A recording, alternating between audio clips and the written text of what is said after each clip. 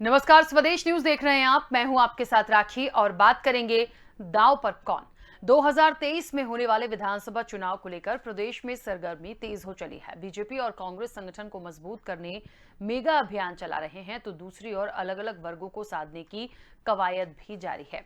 आदिवासी और ओबीसी के बाद अब दलित वोटर्स को साधने बीजेपी और कांग्रेस दोनों की तैयारी है और इसकी झलक 16 फरवरी को रविदास जयंती को देखने को मिली, जिसमें दोनों के बीच खुद को दलित हितैषी बताने की होड़ रही। ऐसे में एक बड़ा सवाल सामने आ रहा है कि क्या बीजेपी कांग्रेस के दलित प्रेम की वजह 2023 का विधानसभा चुनाव है? क्या एक बार फिर विकास के नाम पर नहीं बल्कि जाति के नाम पर चुनाव लड़ा जाएगा? इसी पर हम चर्चा करेंगे। उससे पहले देखिए ये रिपोर्ट। मध्य प्रदेश में बीजेपी और कांग्रेस के बीच रविदास जयंती के बहाने दलित हितैषी बनने की होड़ रही। एक और शिवराज सरकार ने 16 फरवरी को रविदास जयंती के लिए पंचायतों को 2000 और जिला मुख्यालयों को 2 लाख रुपए तक की राशि जारी कर दी। साथ ही इन आयोजनों में दलितों के पिछड़ेपन के लिए कांग्रेस को जिम्मेदार ठहराया गया। मैं कमलनाथ जी को और कांग्रेस के नेताओं से को पूछना चाहता हूं कि 15 महीने वो मध्य प्रदेश में मुख्यमंत्री रहे, उन्होंने एक भी महापुरुष के प्रति कृतज्ञता ज्ञापित क्यों नहीं की? उनको उस समय इस तरह के महापुरुष याद क्यों नहीं आए? उस समय तो उनको केवल नेहरू परिवार याद आता था, उस समय तो उन्हें केवल भ्रष्टाचार याद आता था। 15 महीने की कमलनाथ की सरकार में किसी भी महापुरुष के प्रति लोग प्रेरणा ले सकें, इसका कोई प्रकल्प नहीं चलाया गया।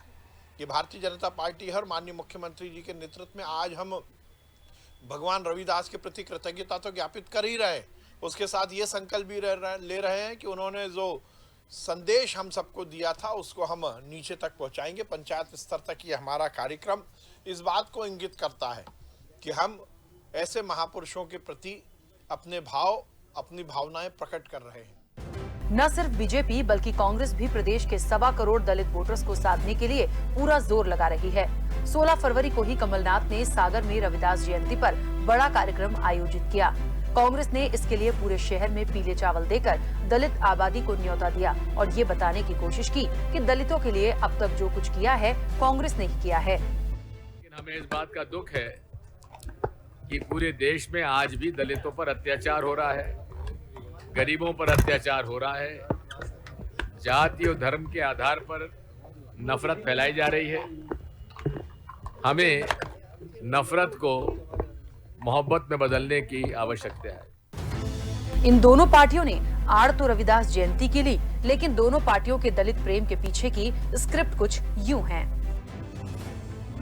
दरअसल मध्य प्रदेश में 16% दलित वोटर हैं।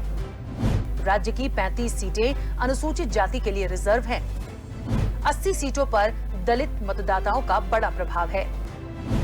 2018 के विधानसभा चुनाव में बीजेपी को अनुसूचित जाति के लिए आरक्षित 19 सीटों पर जीत मिली थी।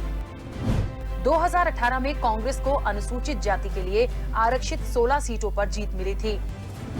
2019 के लोकसभा चुनाव में भी एससी के लिए आरक्षित 10 की 10 सीटों पर बीजेपी ने ही बाजी मारी थी। जाहिर है ऐसे में कोई भी दल दलितों की अनदेखी नहीं करेगा। मध्य प्रदेश में दलित आदिवासियों पर हाल के दिनों में जिस तरह हिंसा की घटनाएं हुई हैं, उससे सत्तारूढ़ बीजेपी जरूर फूंक फूंक कर कदम रख रही है, जबकि कांग्रेस ने इन घटनाओं के जरिए लीड लेने की भरपूर कोशिश की है। बहरहाल प्रदेश में चुनाव भले 1.5 साल बाद होने हैं, लेकिन बीजेपी कांग्रेस को अभी से दलित वोटर्स की चिंता सताने लगी है। यही वजह है कि रविदास जयंती के बहाने दोनों राजनीतिक दल अपनी भूल को सुधारने की कोशिश में लगे हैं। ब्यूरो रिपोर्ट, स्वदेश न्यूज, भोपाल। तो सुना आपने। अब सवाल बड़ा यही है कि आखिरकार रविदास जयंती पर दलित वोटर्स को जो साधने का प्रयास किया है, क्या इसी से 2023 की नैया पार लगेगी? दूसरी चीज ये भी है कि क्या मुद्दों और विकास के अलावा वाकई में सिर्फ और सिर्फ जाति के नाम पर चुनाव लड़ा जाएगा? बहुत सारे सवाल हैं। मैं विस्तार से इस चर्चा को आगे बढ़ाऊंगी। मेहमान जुड़े हुए हैं। सबसे पहले मैं आपका परिचय करा दूं। भारतीय जनता पार्टी का पक्ष रखने के लिए सनवर पटेल जी हमारे साथ जुड़े हैं। सनवर जी, बहुत स्वागत चर्चा में जुड़ने के लिए। और कांग्रेस का पक्ष रखने के लिए अवनीश सिंह बुंदेला जी हमारे साथ जुड़े हैं। अवनीश जी, आपका भी बहुत स्वागत है। चर्चा की शुरुआत सबसे पहले सनवर जी आपसे ही करना चाहती हूं। आज क्योंकि रविदास जयंती थी, काफी कार्यक्रम हुआ, कांग्रेस ने भी आज कार्यक्रम किया है। अच्छी बात है क्योंकि जयंती थी इसलिए कार्यक्रम हुआ, लेकिन कहीं ना कहीं बहुत सारी नई सौगात दी गई है, काफी कुछ घोषणाएं की हैं मुख्यमंत्री शिवराज सिंह चौहान ने। अ, मुझे ऐसा लगता है जो कहा गया है उसका इम्प्लीमेंट भी जल्द से जल्द कर दिया जाए। और आज तक अभी तक हम एक पूरा एक रिकॉर्ड उठाकर देखें तो चाहे SC ST वर्ग की बात हो या फिर OBC की बात हो, इन दोनों को थोड़ा सा साइड रख रही हूं क्योंकि रविदास जयंती थी और मुझे लगता है 2023 के लिए एक अच्छा खासा वोट बैंक दलित वोटर्स का भी होता है। उन लोगों को क्योंकि सौगात दिए गए तो मैं उन्हीं पे बात करूंगी।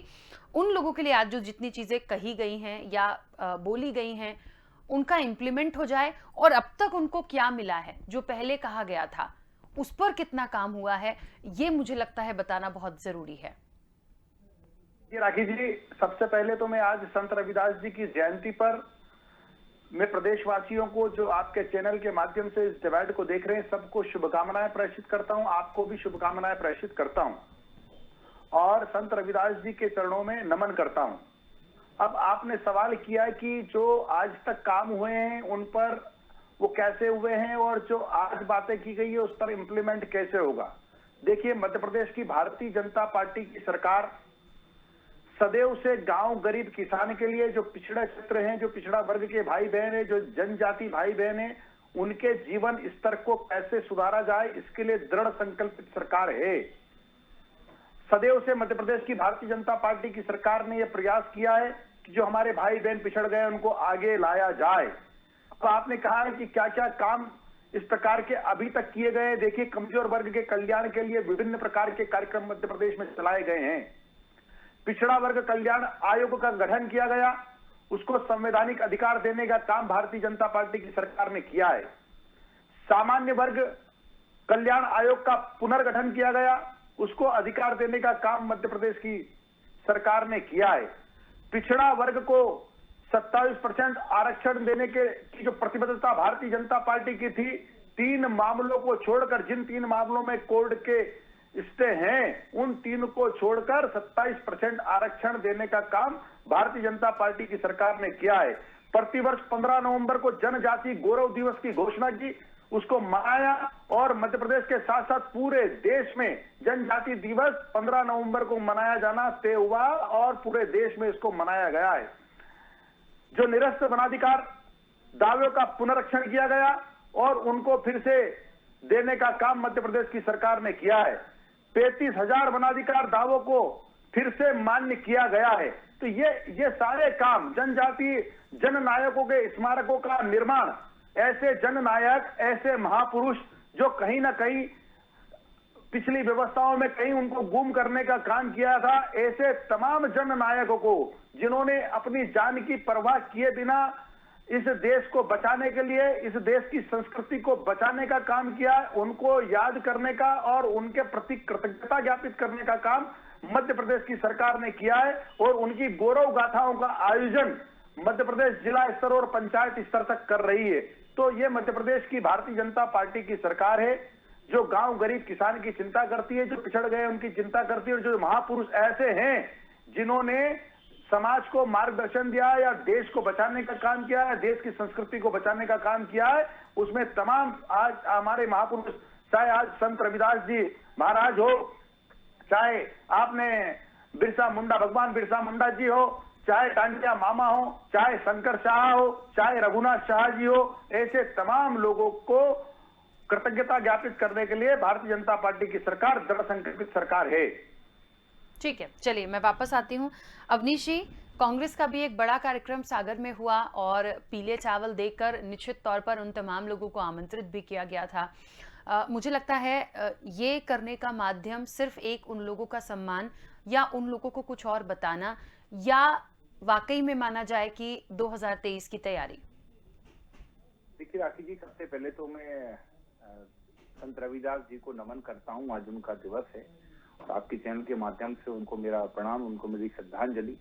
और सबसे खास बात राखी जी, एक बात समझे, कांग्रेस पार्टी कभी भी इस तरह के जो आपके आयोजन होते हैं इनको कभी भी राजनीतिक दृष्टि से, वोटों की दृष्टि से कभी भी नहीं देखती। मैं स्पष्ट करता हूँ, चाहे कल का जो सम्मान समारोह जो हमारे ओबीसी भाई बहनों ने किया था कमलनाथ जी का, और चाहे आज का आयोजन हो, और कांग्रेस पार्टी आपने देखा होगा पूर्व में भी सदैव ही इस तरह के महापुरुषों का सम्मान करती आई है, दलित ओबीसी वर्ग का, एसटी वर्ग का सम्मान करती आई है।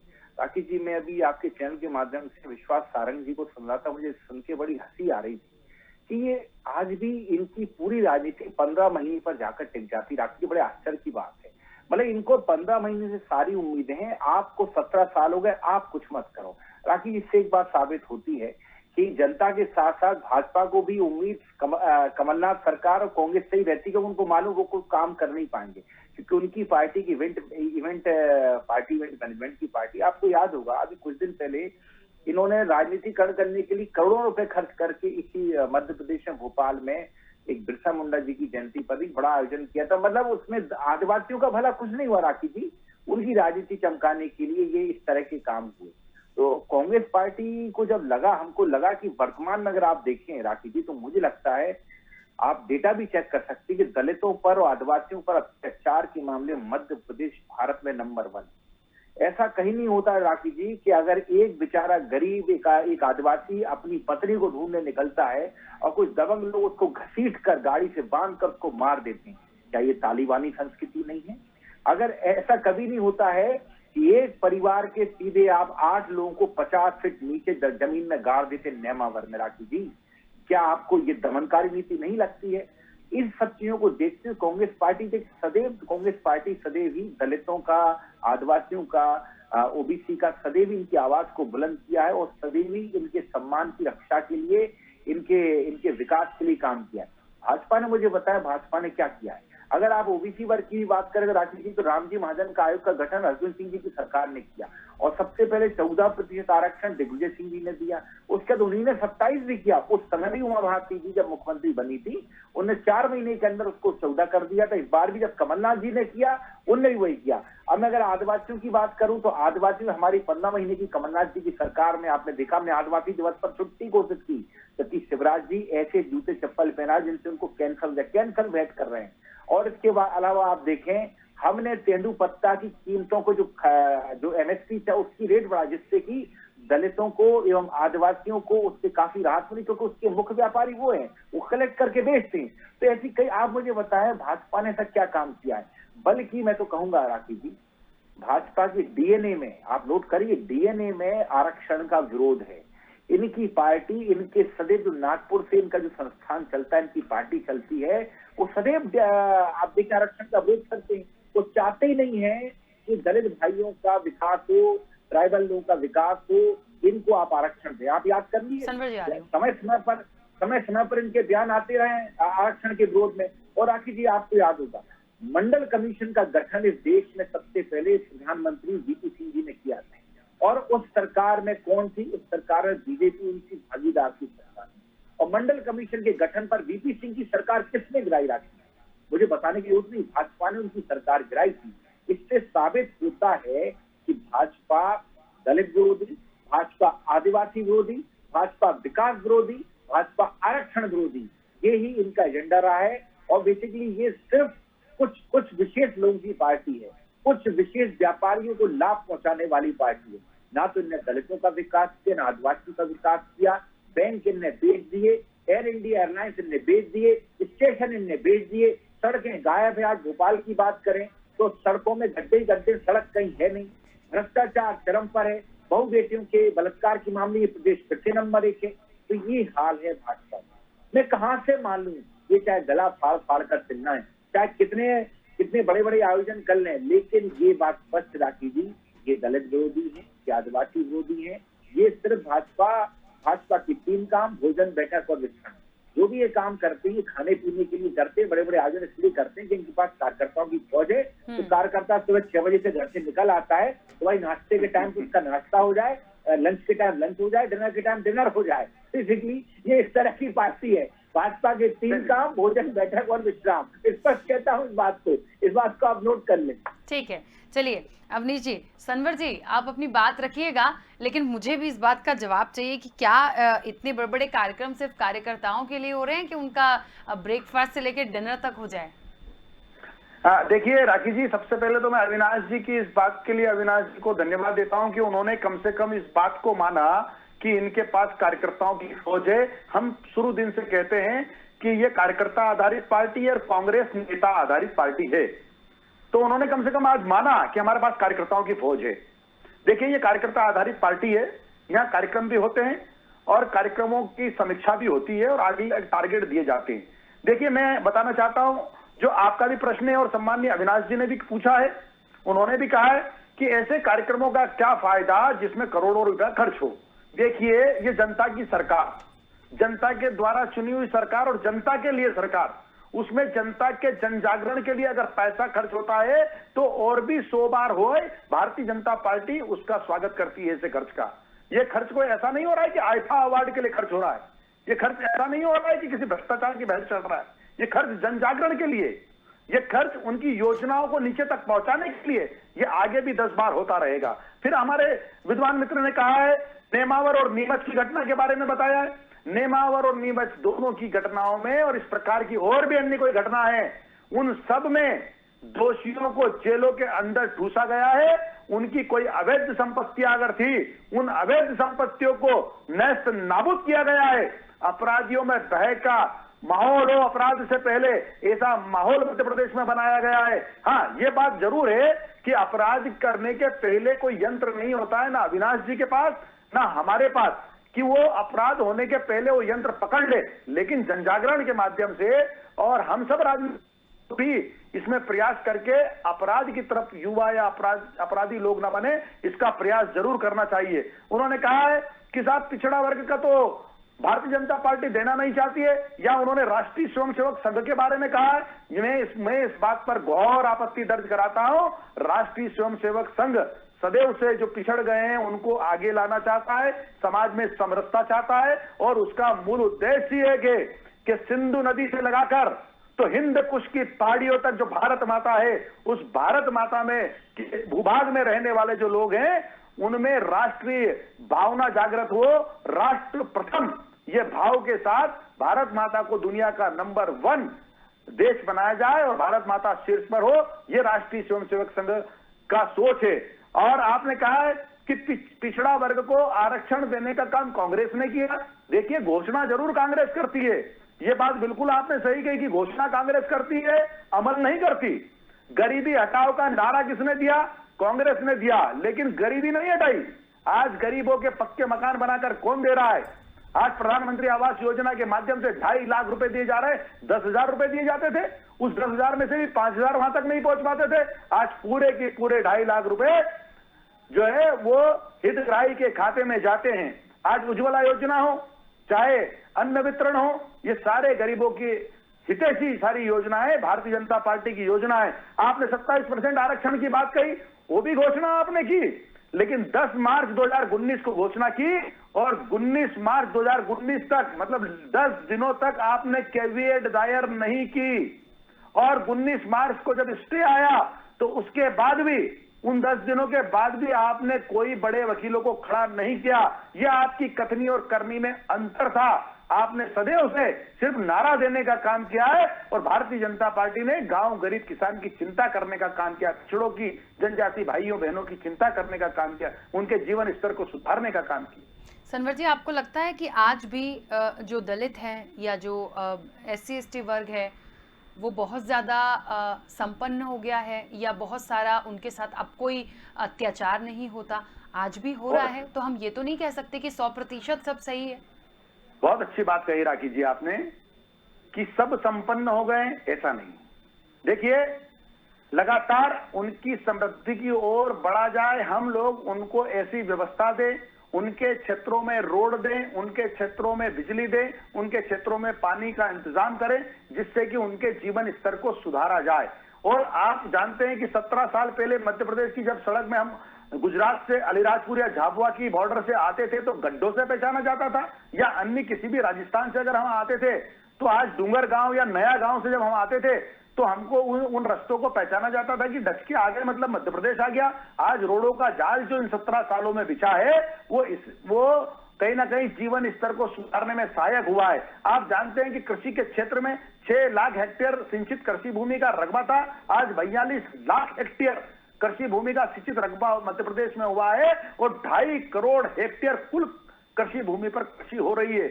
आज तीसरी फसल 1 और 2 के बाद तीसरी फसल मध्य प्रदेश में 4 लाख हेक्टेयर कृषि हेक्टेयर क्षेत्र में तीसरी फसल हो रही है। ये सारे जो प्रयास है, ये इन सारे प्रयासों से हमारे जो गांव में हमारे जो जनजाति भाई बहन है, आज पैसा एक्ट किसने लागू किया? भारतीय जनता पार्टी की सरकार ने किया। क्यों? किस प्रकार से हम उनके जीवन स्तर को सुधारें, इस काम के लिए भारतीय जनता पार्टी सदैव लगी है और भारतीय जनता पार्टी का नारा है सबका साथ और सबका विकास। ठीक है। हाँ, अवनीश जी कुछ कहना चाह रहे थे, बोलिए। देखिए राखी जी, सबसे पहले तो कार्यकर्ताओं की जो बात की, उनके पास है कार्यकर्ताओं की फौज, किराए के कार्यकर्ताओं की फौज। ऐसे कई बार वीडियो आए कि भाजपा के कार्यकर्ता रैलियों में आते हैं, बाद में पैसे बांटते हुए दारू पीते। देखिए कई वीडियो आम में भाजपा के ही होते हैं राखी जी, कांग्रेस के कभी नहीं हुए। और जहां तक कार्यकर्ताओं की फौज की बात है राखी जी, तो ऑन रिकॉर्ड है कि पिछले 4 महीने में 7300 कांग्रेस के कार्यकर्ताओं पर FIR दर्ज हुई, 7300। आप गूगल कर सकते हैं, आप RTI लगा सकते हैं, गृह विभाग से जानकारी मांग सकते हैं। 7300 और कुछ ज्यादा हो गए होंगे, 4-5 दिन का पहले का डाटा है। और दूसरी बात राखी जी, सबसे बड़ी बात हूं, ये तो मैं बिल्कुल सही कह रहा हूं कि भाजपा के नेता जो जनता का पैसा है इवेंटों में बर्बाद कर रहे हैं, खाने पीने में बर्बाद कर रहे हैं, खुद की सुविधा में। राखी जी ऑन रिकॉर्ड एक बात और है, इनकी एक योजना थी संबल योजना, हमें उस योजना को क्यों बंद करना पड़ा था राखी जी? क्योंकि उसमें 33 लाख जो कार्यकर्ता थे भाजपा के थे हितग्राही। सोचिए 33 लाख राखी जी, 33 लाख हितग्राही कौन थे? भाजपा के। और आपने देखा होगा अभी एक आर्थिक सर्वे भी करा रहे हैं अपने कार्यकर्ताओं को। ये कितना अपने कार्यकर्ताओं को मीठी गोली देते हैं कि हम तुम्हारा आर्थिक सर्वे करा रहे हैं, तुमको हम पैसा देंगे। बेसिकली होता कुछ नहीं है। हाँ, इस तरह की जो सरकारी योजना रहती है उसमें ही अपने कार्यकर्ताओं को प्रेरित करने का प्रयास करते हैं, जो भीड़ जुटा किया जाए। बाकी जनता का कभी भला नहीं हुआ। ये जो भी गिना रहे थे इतना हेक्टर हमने सिंचित कर दिया, मुझे बताएं फिर किसान आत्महत्या क्यों कर रहा है? आप मुझे बताएं, 27 लाख किसानों का कर्जा हमने माफ किया, आपने नहीं किया। और हम नहीं कह रहे, ये आपके कृषि मंत्री कमल पटेल ने विधानसभा के पटल पर स्वीकार किया। और ये ऑन रिकॉर्ड है कि 11,000 करोड़ रुपए हमने माफ किया, आपने नहीं किया। आप तो उसमें मीन में निकालते साहब, आप तो मीन में निकालते कि 2 लाख कहा था ना 2 लाख। तो भैया 2 लाख हमने कहा था माफ करेंगे। हमने मोदी जी ऐसा झूठा वादा किया था। आपका धन्यवाद, आप सच्चाई मान लेते हैं। अरे भैया सुनो, 2 लाख बोलने तो नहीं तो सुनो सनवर भाई, 8 बजे भी आप मेरे साथ हो, बोलने नहीं दूंगा अगर यहाँ मुझे डिस्टर्ब कर आइए तो आप मान लेते, मैं तो आपको धन्यवाद दे रहा हूँ अविनाश भाई, मैं तो आपको धन्यवाद दे रहा हूँ, आपने मान लेते हो। आपकी अच्छी बात है। सुनिए, मैं इनको ही बताना चाह राखी जी, हम मोदी जी ऐसा वादा तो करते नहीं कि 15 लाख खातों में आएंगे। कहाँ है? आज तक नहीं आए। एक वीडियो बता दीजिए, एक वीडियो बताइए राखी जी, एक वीडियो बता दीजिए, राखी जी आप एक वीडियो बता दीजिए, एक वीडियो बता दीजिए कि मोदी साहब ने कहा 15 लाख आएंगे। एक वीडियो बता दो भैया, 15 एक वीडियो बता दीजिए, अभी बता दीजिए आप। अरे गूगल पर सर्च करके बता दीजिए, अरे गूगल पर सर्च करके बता दीजिए। कर चुका है तो चुनावी जुमला था। तो राखी जी एक बात समझिए, हमने जो कहा था हमने किया। और क्या होता है राखी, जब कर्जा माफ करने की बात आई तो बैंकों से नोटिस सर्टिफिकेट इश्यू होते हैं, सबके सर्वे होते हैं और बाकायदा स्लॉट वाइज जिस तरह से आपने लोन लिया है उस डेट वाइज के हिसाब से उसको हम रिपे करते हैं। तो हम वो कर रहे थे। ये बताएं इन्होंने किसानों के हित के लिए आज तक क्या काम किया? कुछ नहीं किया इन्होंने, तो बल्कि किसान कर्ज माफी को इन्हें बंद कर दिया। और ये जो बात कर रहे थे आदिवासी के लिए, इन्हें कोई काम नहीं किया राखी जी। ये 2 घटनाएं तो मैंने गिनाई है, सैकड़ों घटना है राखी जी। आपको गुनाह की भी घटना याद होगी जहां एक आदिवासी को पुलिस वालों के द्वारा दबंगों की मौजूदगी में किस तरह से उसके पति को, औरत को किस तरह से मारा पीटा गया था। इसी भोपाल की बात कर ले तो भोपाल में निरंतर बहू बेटियों की इज्जत लूटी जा रही है, निरंतर रोज हत्याएं हो रही हैं। और आप सड़कों की तो बात करो मत महाराज, सड़कों के ऊपर सुनिए, जो आप टोल टैक्स वसूल रहे हो ना जनता से, मोटी सबसे मोटा टोल टैक्स, सबसे यहाँ टोल टैक्स मध्य प्रदेश में, सबसे महंगा डीजल पेट्रोल मध्य प्रदेश में, सबसे ज्यादा जिसको कहना कि रोड टैक्स मध्य प्रदेश में। राखी जी उसके बताएं सड़कों की हालत कैसी है? आपके स्टूडियो के नीचे निकल के जाती हो, जो हर्षवर्धन रोड जहाँ से आप घर के लिए जाती हो, वहाँ की सड़क की रोड हालत बता दें कैसी है? पूरे राजधानी की सड़कों के ये हाल है। तो आप क्यों कह रहे हैं साहब? आपने एक बार सड़कें अच्छी की तो सड़कें आपने की थी 2004-05 में थी, अब गई 17 साल हो गए आपको। हमने आप और बात को बार बार मत रोइए, आपके सड़कें आपने बनाई नहीं है, बल्कि कमलनाथ जी की जो 15 महीने की सरकार थी, याद कर लें 2008 में राखी जी रिकॉर्ड तोड़ बारिश हुई, 2019 में रिकॉर्ड तोड़ बारिश हुई, रिकॉर्ड टूटा था 70 साल का। उसके बावजूद कई सड़कों पर गड्ढे नहीं थे क्योंकि हमने तुरंत उनकी फिलिंग की थी। ठीक बात है, ठीक बात है। चलिए, इन्होंने समय क्या की किया? सीमा है। मुझे एक बात बताइए, हम बात कर रहे हैं दलित वोटर्स की, हम बात कर रहे थे कि उनका 2023 में कितना प्रभाव होगा, मुद्दे काम आएंगे या ये काम आएंगे, पता नहीं कहाँ रोड और जाने कहाँ कहाँ चले गए। खैर चलिए, जल्दी से अपनी बात रखिए सनवर जी। देखिए, अब आप मुझे समय देंगे तो मैं उनकी बातों का जवाब मैं बहुत सारा समय नहीं दे पाऊंगी, पर 30 सेकंड दे पाऊंगी। देखिए, मैं छोटे कम शब्दों में 15 माह की सरकार में चित्रकूट की घटना को भूले नहीं है मध्य प्रदेश के वासी। सागर के दलित भाई को किस तरह से जिंदा जलाया था वो भूले नहीं है मध्य प्रदेश के वासी। चित्रकूट में बेटे बेटियों का अपहरण हुआ था वो भूले नहीं है मध्य प्रदेश के वासी। सम्मान योजना को आपने रद्द किया, वो जीवनदायिनी योजना थी, वो 4 लाख रुपए जीवन में सहायक थे लोगों के, वो आपने बंद कर दिया, वो भूले नहीं है मध्य प्रदेश के वासी। और इसीलिए आपको घर पहुंचाया है।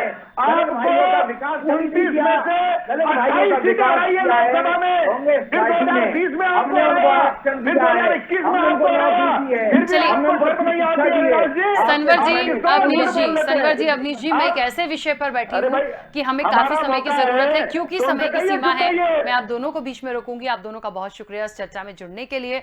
देखिए, चर्चा चल रही थी कि आखिरकार दांव पर कौन, और निश्चित तौर पर यह बिल्कुल सही होगा कहना कि जातिगत समीकरण प्रभाव डालते हैं, इसलिए उनको साधने की पूरी कवायद भी की जाती है। दोनों ही राजनीतिक दल करते हैं, क्योंकि 2023 की तैयारी मध्य प्रदेश में विधानसभा चुनाव के लिए दोनों ही दल कर रहे हैं। लेकिन इनकी जो भी बातें होंगी, इनके जो भी प्रॉमिसेस होंगे, इनकी जो भी योजनाएं होंगी, उसका इंप्लीमेंट कितना होगा, जब आप इंप्लीमेंट करके दिखाएंगे तब तो ये वोटर्स आपको वोट देंगे, अन्यथा आपको कोई भी नहीं चुनेगा, क्योंकि जनता बहुत समझदार हो चुकी है, वो किसी भी वर्ग की हो। फिलहाल चर्चा में इतना ही, दीजिए इजाजत, नमस्कार।